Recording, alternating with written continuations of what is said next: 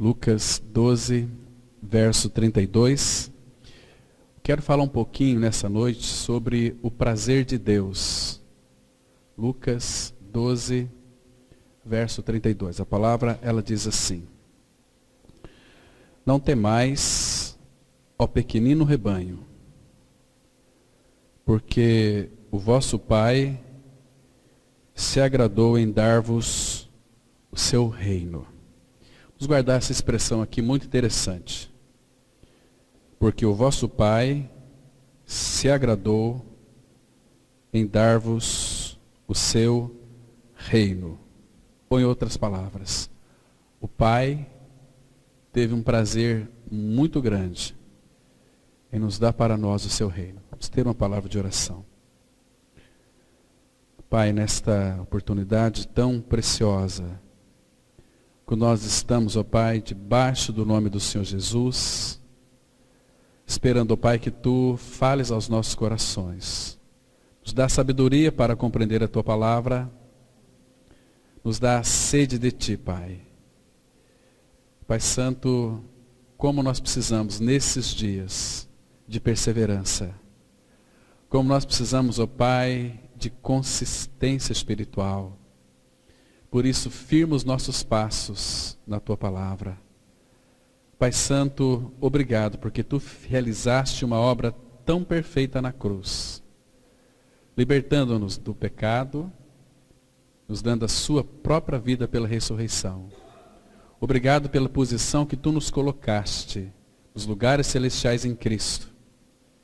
Pai, por isso que nós louvamos a Ti, não apenas por aquilo que Cristo Ele fez, mas por aquilo que Ele é. Ele é santo, Ele é Deus, Ele é o Todo-Poderoso. É aquele que está sentado à Tua destra, também habita dentro de nós. Muito obrigado, Pai, por todas essas verdades que nós já experimentamos. Por isso, Pai, confiamos a Ti a Tua palavra, a abençoe e reparta para cada um de nós, para que sejamos fortalecidos, ó Pai, no nosso homem interior. É no nome de Cristo que nós oramos. Amém. Irmãos, se você olhar com bastante cuidado em toda a palavra, você vai perceber que aqui é o primeiro lugar que é mencionado que o nosso Deus e Pai, Ele daria o reino. Por quê? Porque em todo o Antigo Testamento, se você olhar com bastante cuidado, existia a lei que Deus deu para o seu povo. Então, o reino de Deus, ele não funciona em cima de leis, no caso, naquilo que concerne para a sua igreja, né? A lei simplesmente sufoca a igreja, mas o reino dele é baseado na sua graça. Agora, eu quero que você pense num detalhe aqui muito importante, irmãos. Eu acho que o diabo não é o nosso maior problema. Não é o nosso maior problema. Por quê? Se você ler com bastante cuidado, em Colossenses capítulo 2, eu até peço para que os irmãos abram lá para acompanhar o texto que nós vamos ler aqui. Nós vamos ver que a única arma que ele teve contra nós era nos acusar diante da lei de Deus. Porque nenhum homem, nenhuma mulher consegue cumprir a lei de Deus. Então, tínhamos um acusador que nos acusava de dia e de noite, e tem acusado muitos que de alguma maneira tentam viver debaixo da lei. Isso nos leva para Gálatas, que Paulo, advertindo aqueles Gálatas: ó Gálatas insensatos, vocês começaram muito bem na graça. Vocês receberam o Espírito pela pregação da fé ou pela lei? Vocês são assim tão insensatos que, tendo começado na graça, estão se aperfeiçoando na lei? E Paulo vai dizer que a lei nunca aperfeiçoou coisa alguma, né? Mas a Bíblia diz que Satanás, ele perdeu essa arma quando Jesus cravou lá na cruz e anulou a lei. nós não anulamos a lei, irmãos, muito pelo contrário, nós exaltamos a lei. Claro que para todo filho e filha de Deus, nós podemos encontrar os descanso na pessoa do filho, porque nós só podemos viver para Deus se morrermos para a lei. A morte de Cristo na cruz fez com que realmente a lei na nossa vida fosse totalmente anulada. Para nós vivermos para Deus, temos que morrer para a lei. A palavra fala assim, lá em Romanos 7,4, já vamos ler aqui. Assim também, meus irmãos, vós estáis mortos para a lei, por meio do corpo de Cristo, para viverdes ou para pertencerdes a outro, aquele que ressuscitou dentre os mortos, a fim de que frutifiquemos para Deus. Nós só podemos viver para Deus não cumprindo a lei, mas morrendo para a lei. Porque nós não estamos mais, o pecado não mais tem domínio sobre nós, porque nós não estamos mais debaixo da lei, e sim debaixo da graça. Não é uma graça estática, mas é uma graça que nos impulsiona sempre para frente. É uma graça, por isso que é uma graça tão maravilhosa. Graça é Deus dando para nós, o Filho, e fazendo tudo em nós através do Filho. Né? Então, quando Deus quer fazer algo neste mundo, Ele vai usar irmãos e irmãs que são habilitados por Ele mesmo, para que mediante esta graça Ele possa então realizar uma obra. Né?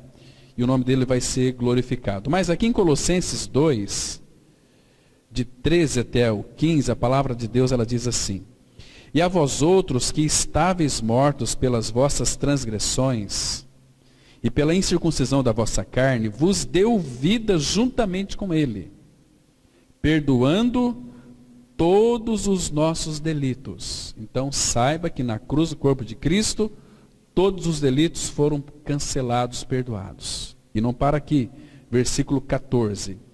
Tendo cancelado o escrito de dívida.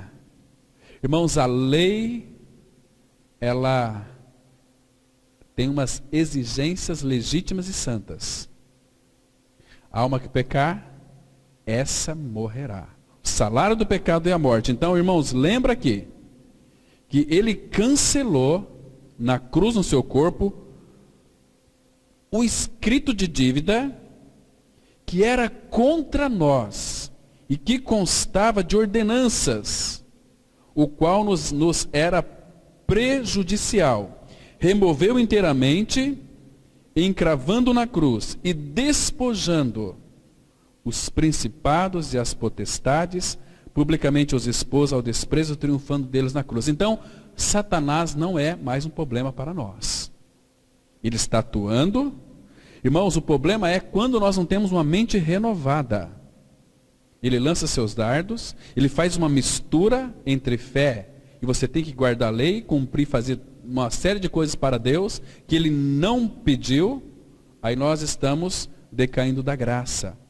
Temos que estar num trilho da graça, olhando firmemente para Jesus. Então, as exigências da lei que ele, o diabo, usava contra nós, todas elas foram cravadas na cruz em Cristo. Sabe o que significa? Irmãos, que não existe mais nenhuma maldição contra os filhos de Deus. Porque toda maldição foi colocada na cruz, no corpo de Cristo. E ele matou eu e você, crucificando-nos, nos sepultando, nos dando a sua vida pela ressurreição.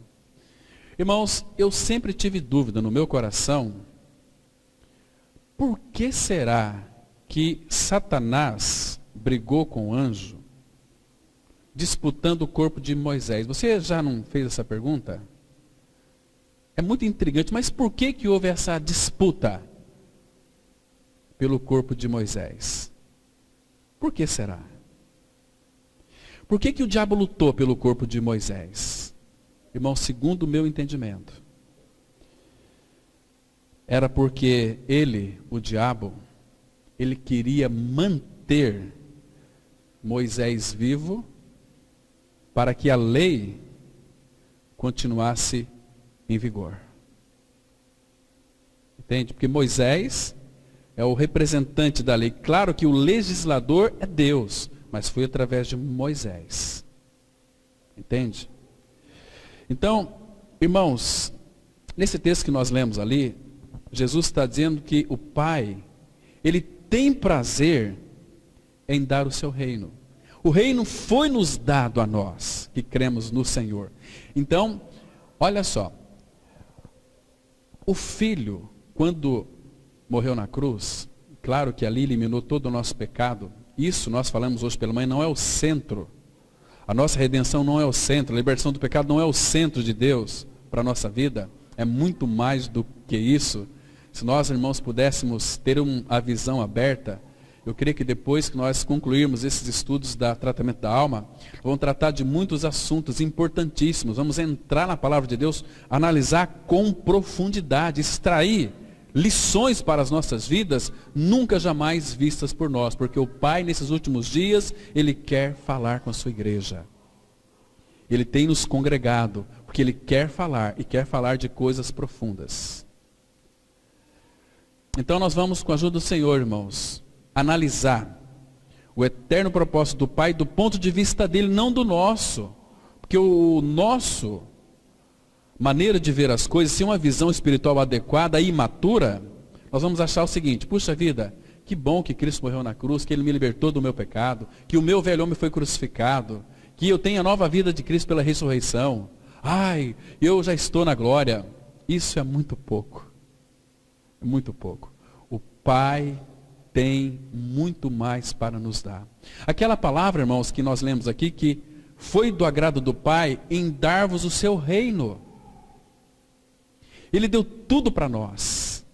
E tudo está na pessoa de Cristo. O reino foi colocado dentro de nós. Irmãos, imagina que tamanha riqueza cada filho de Deus tem por ser habitado pelo Senhor, pelo Cristo estar morando dentro de nós. Deus em Cristo, Ele pôde dizê-lo porque Jesus está a caminho da cruz para estabelecer, uma base de graça para esse reino. Irmãos, vamos rapidamente para o livro de Gênesis, capítulo 2. Vamos ver algumas coisas aqui bem importantes e essenciais para o que nós estamos aqui analisando. Vocês sabem que quando Deus formou o homem, colocou ele no jardim do Éden.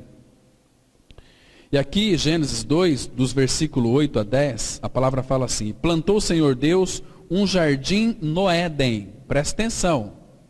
Não é jardim do Éden, um jardim no Éden. Era um jardim. Mas esse jardim, você tem que prestar atenção, que ele plantou um jardim no Éden. Quero que você... o jardim do Éden. Não é, não. Deus tinha o Éden.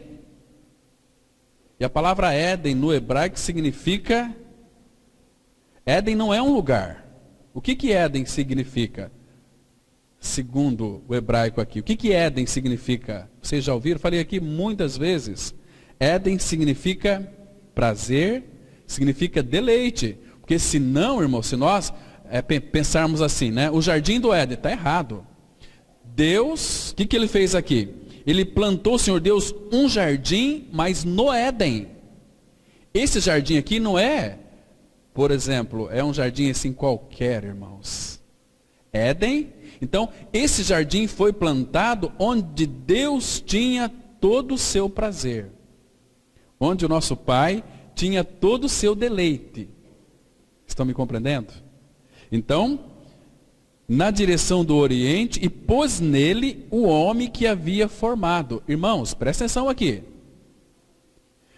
Nós temos que ler a palavra com muito cuidado, senão a gente vai perder todo o desfrute que o Pai tem para nós. Onde foi que Deus criou o homem? No jardim no Éden. Não do Éden, mas no Éden. Éden significa o quê? Prazer, deleite. Então nós fomos plantados no prazer de Deus. No deleite do Pai. Por isso que em Sofonias 3,17 a Bíblia diz assim, que o Senhor se deleitará em ti com alegria. Estão me compreendendo, irmãos? E não para aqui, versículo 9. Do solo fez o Senhor Deus brotar toda sorte de árvores agradáveis à vista e boas para alimento. E também a árvore da vida no meio do jardim, e a árvore do conhecimento do bem e do mal. Agora, olha o versículo 10, mais um detalhe importante aqui. E saía do rio do Éden. Presta atenção que Éden é lugar de prazer de Deus, onde Deus se deleita. E saía um rio, não do jardim, mas saía um rio do Éden, para regar o jardim.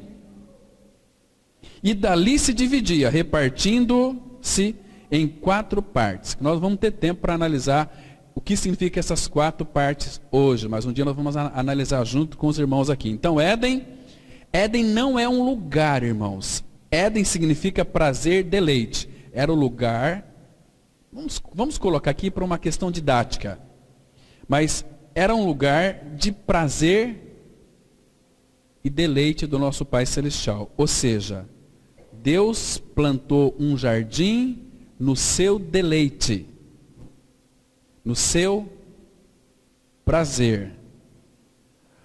Agora, veja, quero que vocês abram as Escrituras em Cântico, Cantar de Salomão, capítulo 4, versículo 12. Eu quero que os irmãos notem aqui a voz do nosso noivo para a sua noiva, mostrando então que este jardim também fala de exclusividade.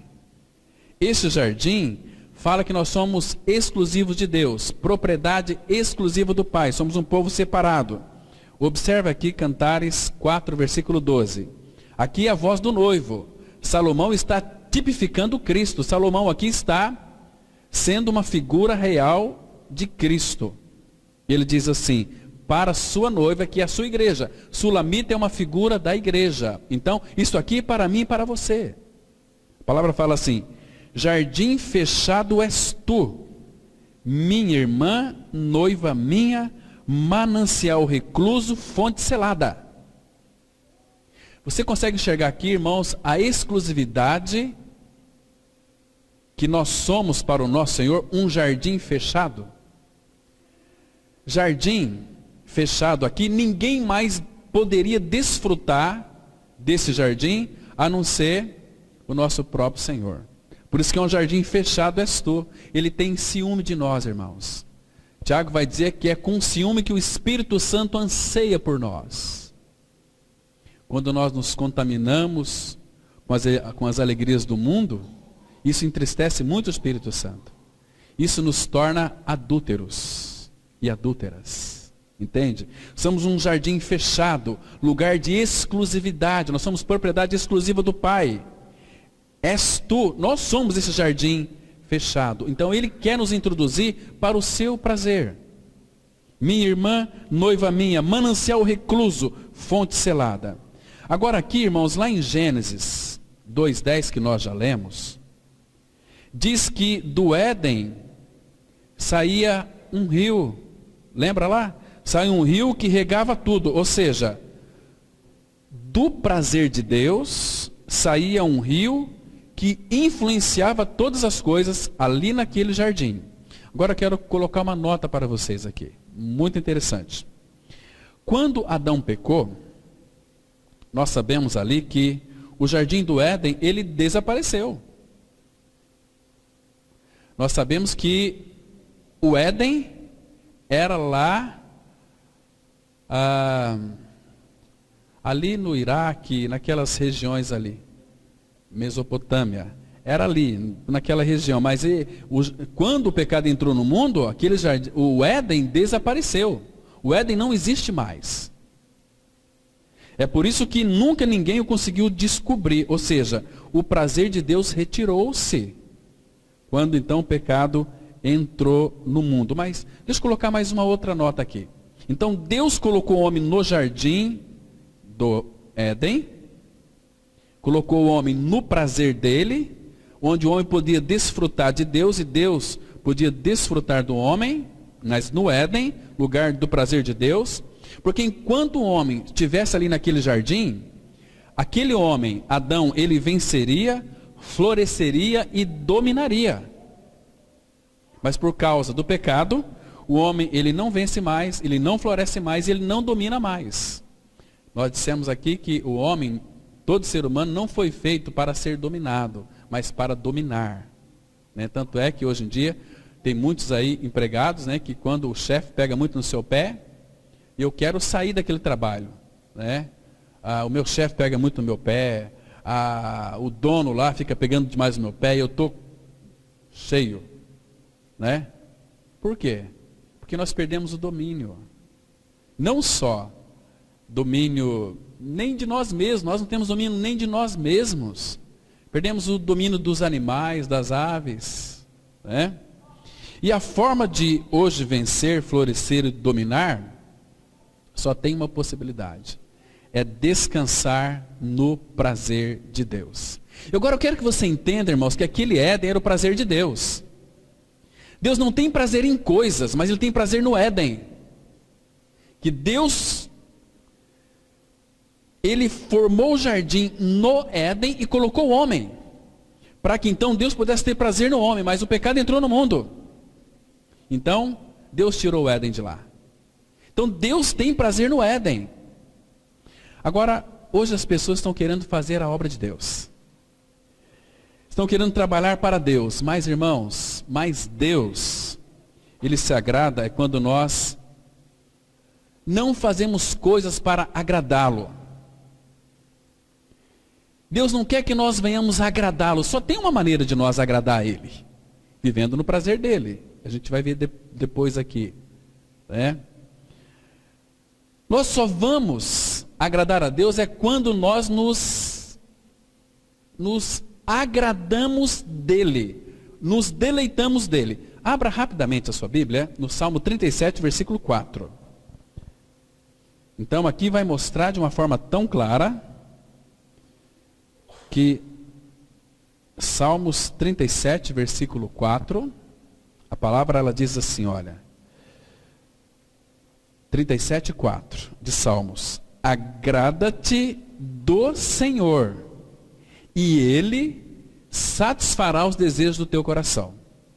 A palavra aqui, agrada-te, significa também deleita-te no Senhor.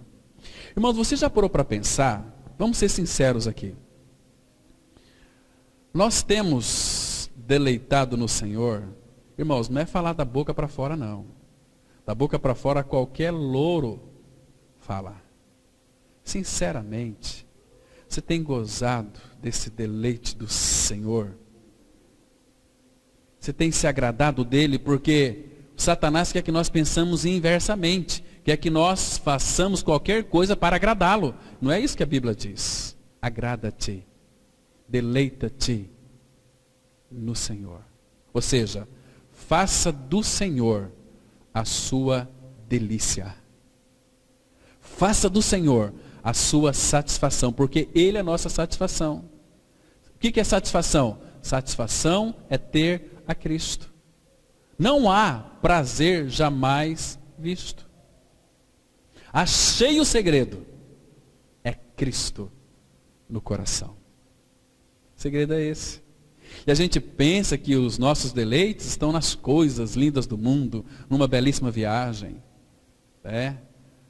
Em comprar coisas magníficas. Nisso não está o nosso deleite, isso passa. Agora nele, a palavra fala assim, Salmo 16, 11, não precisa abrir, você sabe de cor, você está aqui. A palavra fala assim, na tua presença há plenitude de alegria, e a tua destra, delícias perpetuamente. Irmãos, somente os tolos que trocam as delícias perpetuamente por delícias mundanas é muito pouco. É tão insignificante. É uma coisa aqui insípida. Mas Ele quer, você quer, de fato, agradar ao Senhor? Agrada-te dEle. Delicia nele, faça dele a tua satisfação. o teu regozijo, a tua alegria, porque Ele é tudo isso para nós. Então, o primeiro Adão, ele viveu no prazer de Deus, mas somente quando estava no jardim. Porque tinha o Éden. Éden era o prazer de Deus. Então Deus fez o jardim e colocou o homem, para que o homem então desfrutasse igualmente daquele Éden no qual Deus tinha todo o seu prazer também. Estão me compreendendo? E hoje, através do segundo Adão, o homem do céu, que é Jesus, nós podemos novamente encontrar o prazer de Deus. Estão me entendendo, irmãos? Que não tem nenhuma novidade na palavra de Deus? Que aquele prazer que Adão e Eva desfrutavam, nós temos muito maior hoje na pessoa de Cristo, porque qual que é o nosso Éden hoje? Quem que é o nosso Éden, irmãos? Onde que o Pai tem o seu prazer? Lembra quando Jesus Cristo foi batizado, ele saiu das águas? O que o Pai disse? Este é meu Filho amado, nele eu tenho todo o meu prazer, e Cristo está em nós. Onde está o prazer de Deus hoje, irmãos? Onde o Pai se regozija? É em você e é em mim, porque nós somos habitados pelo Filho. Que maravilha que é isso, irmãos. Que delícia é isso, irmãos. Não existe algo mais sensacional, fantástico, mais extraordinário. Me faltam as palavras para poder expressar a grandeza. Como é que eu vou expressar as grandezas de Deus com uma cabecinha perímetro de boné? Não tem jeito. Nós somos muito limitados. Poderia falar aqui a linguagem dos anjos. Ninguém iria compreender. Né? Irmãos, o prazer de Deus é Cristo. Isso significa que no seu prazer nós temos, sabe o quê? Vitória.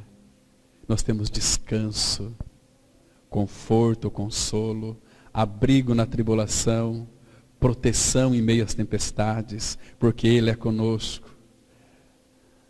Deus é o nosso refúgio e fortaleza, socorro bem presente na tribulação, na angústia, nas perdas.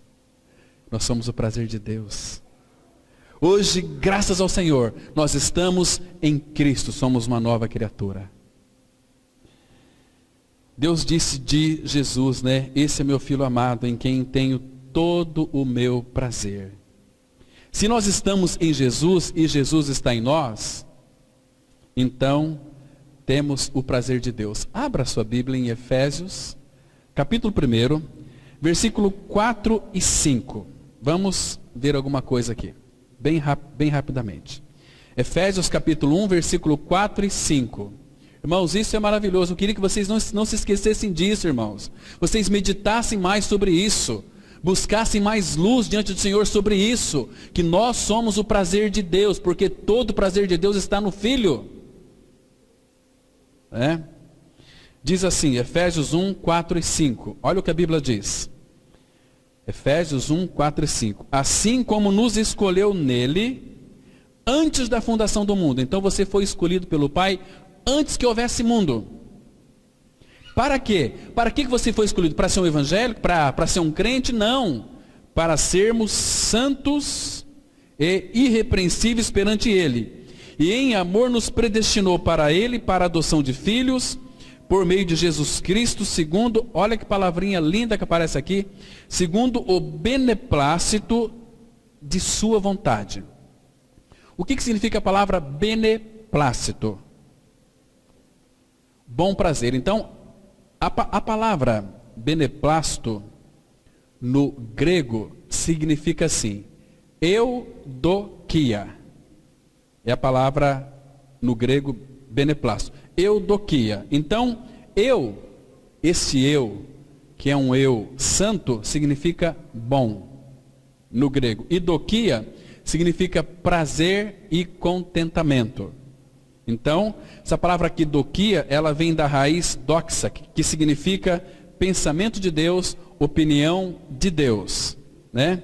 Então, por isso que Paulo começa por dizer em Efésios, quem nós somos em Cristo? Essa é a nossa identidade, somos filhos do Pai, temos tudo do Pai. Temos tudo do Filho, somos herdeiros de Deus e co-herdeiros de Cristo. Então o nosso lugar em Cristo, qual que é? É a nossa posição em Cristo, assentados nos lugares celestiais em Cristo Jesus. E a nossa luta espiritual, qual é? Ele luta por mim. Se você ler a Bíblia desde o Antigo Testamento, você sempre vai encontrar essas palavras assim. O Senhor vai adiante de vós e Ele pelejará por vós. O Senhor é aquele que vos dá vitória. E no Novo Testamento, são muitos versículos, deixa eu citar um aqui que é muito bem conhecido. 2 Coríntios 2,14, que Paulo fala assim: graças, porém, a Deus que em Cristo sempre nos conduz em triunfo. Irmãos, sem falar aquela palavra que Paulo falou lá em Romanos 8, se Deus é por nós, quem será contra nós? Então, a palavra de Deus sempre vai dizer, irmãos, que o Senhor é quem peleja por vós. Abra sua Bíblia no Evangelho de João, capítulo 7, lembra que lá do Éden saía um rio? Lembra? Lá do Gênesis 2:10, lá do Éden saía um rio. Esse rio saía do Éden. Se Éden significa prazer, prazer de Deus, irmãos, e não tem outro lugar de Deus ter prazer a não ser um filho. Então aqui João 7, 37 e 38, a Bíblia diz assim, olha com bastante cuidado, diz assim a palavra.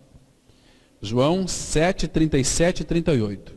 No último dia, o grande dia da festa, levantou-se Jesus e exclamou: se alguém tem sede, venha a mim e beba. Quem crer em mim, como diz a Escritura, do seu interior fluirão rios de água viva. Rios, não de águas, porque Deus, Ele é a fonte. Não tem fontes. Fontes é só o nosso amado irmão Luiz Fontes. Mas do seu interior fluirão rios de água viva. Então Ele é a fonte. Lembra-se lá de Gênesis que do Éden sairia um rio? Então, do prazer de Deus sairia um rio. Qual que é o prazer de Deus? Jesus Cristo. Este é meu filho amado, nele tenho todo o meu prazer. O Éden não existe mais. Tem muitas pessoas que às vezes vai lá para o Oriente, olha aqui, era o Éden. Era o Éden. Não tem mais o prazer de Deus ali. Tem guerras, tem destruições, tem mortes. Mas, irmãos, nós temos uma nova realidade, um novo Éden, é o próprio Senhor. Porque em Cristo Pai tem todo o seu prazer. Graças a Deus que os nossos olhos foram abertos para crer que lá naquela cruz nós fomos co-crucificados com Cristo, morremos com Ele, ressuscitamos com Ele.